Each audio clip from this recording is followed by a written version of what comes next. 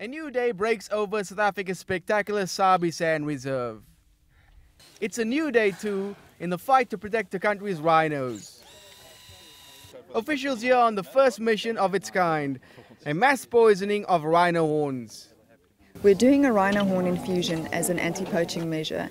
Horn infusions are basically an alternative to dehorning of animals. You know, no one really travels to Africa to see the big 4.5 because all of the rhinos have had to be dehorned. So with this procedure, the horn is infused with a cocktail of toxins, of medicinal compounds, specially formulated for use on animals, so 100% safe to the rhino, but unfit for human consumption. So it's bound to make someone really ill if they were to ingest it or handle it, or even if they were to grind it to a fine powder and inhale it. The market for rhino horn has been booming in recent years. The demand's coming from the Far East. People believe wrongly that the horn can cure ills such as cancer, and that's helped push up prices to around $65,000 a kilogram. With this program, the horns are rendered toxic and worthless.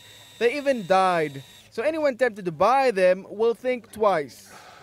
The toxins inside of it creates nausea, vomiting, and often can have some sort of neurological effects when ingested.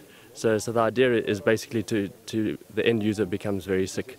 It's not something that we want to eventually get to the end user. We're not trying to basically get it. It's a more deterrent beforehand, so that if people know that it could make them sick, that they don't use it.